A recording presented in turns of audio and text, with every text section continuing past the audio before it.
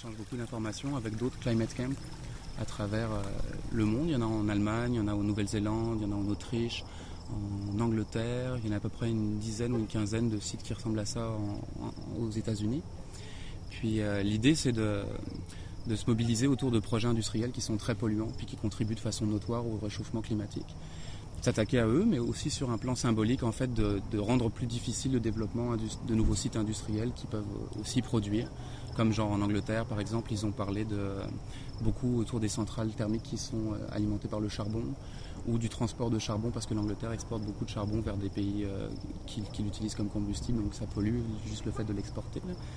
Puis donc ils sont attaqués à ça, par exemple, vider des trains qui s'en allaient avec plein de charbon. L'idée, c'est vraiment de faire de l'action directe, non violente, de promouvoir cette forme d'action également. Puis donc souvent ça se passe par des réappropriations, des occupations, des squats, des actions théâtrales, des actions de fanfare, des tintamars, des choses comme ça. Puis donc c'est ça, l'idée du campement, c'est de promouvoir aussi le genre d'action directe par rapport à Arabasca. L'analyse de beaucoup de gens à l'intérieur du campement, c'est que en fait tous les moyens légaux ou soi-disant démocratiques ont été un peu épuisés.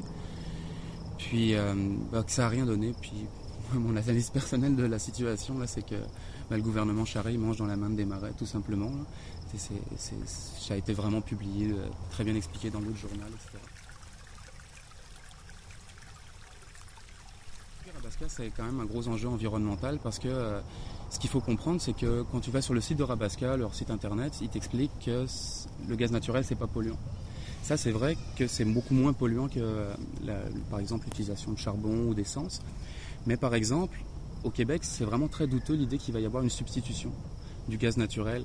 Quand tu regardes, moi, ça fait 10 ans que je suis ici, puis j'ai jamais rencontré quelqu'un qui a du gaz naturel dans sa cuisine.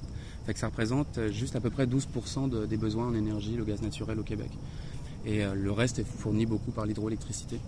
Puis, donc le gaz naturel qui va être importé de Russie via Gazprom et qui va être transformé ici et stocké à Arabasca, il va être ensuite acheminé par un pipeline de 42 km qu'ils vont construire également, qui va le raccorder au réseau de pipeline nord-américain. Puis ce gaz naturel-là, selon beaucoup de gens, notamment un rapport qui est sorti des Amis de la Terre il n'y a pas si longtemps, en fait il va être utilisé beaucoup pour la production de pétrole dans les sables bitumineux. Puis ça, il faut savoir que la production de pétrole dans les sables bitumineux, c'est vraiment un désastre sur le plan écologique. Là.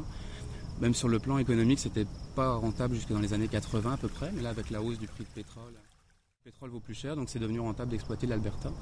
Pour un baril de pétrole produit en Alberta, on utilise 4 barils d'eau douce, puis 4 tonnes de sable. Donc c'est vraiment quelque chose qui génère énormément de déchets. Puis on produit quasiment 1 million de barils, je pense, en Alberta quotidiennement. Puis ce pétrole, il est exporté ensuite aux États-Unis. Puis l'idée, c'est que pour séparer le pétrole des sables bitumineux, il faut que tu utilises de l'eau chaude. Donc ça prend une source d'énergie pour chauffer l'eau. Et donc l'idée, c'est que le gaz naturel liquide qui va être acheminé via le pipeline nord-américain, il va être utilisé pour chauffer l'eau. Donc c'est vraiment quelque chose qu'on retrouve souvent dans les enjeux écologiques, c'est qu'on socialise la pollution, on socialise les coûts environnementaux dans une production industrielle, puis les bénéfices, eux, vont rester privés. Quand tu regardes, il y a une émission qui était sortie sur Radio-Canada il n'y a pas si longtemps d'Enjeux, où ça avait été démontré très clairement que Harper il avait eu des liens avec des compagnies pétrolières pour lesquelles il a déjà travaillé. Et dans son mandat, il s'était engagé à multiplier par 5 la production de pétrole en Alberta. Donc le projet Arabasca, il s'inscrit exactement là-dedans.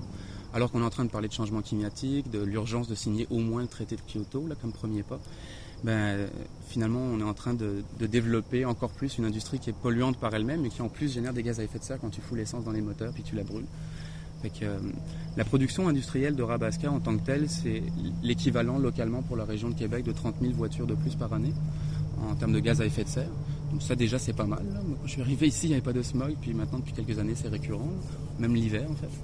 Donc localement ça va polluer, oui, mais surtout par la pollution, la production de pétrole en Alberta, puis sa consommation après dans le marché nord-américain, c'est là que ça va dégager des millions de tonnes de gaz à effet de serre. Puis c'est dans cette optique-là que le campement a décidé de s'affilier au Climate Camp pour lutter contre le projet Arabasca.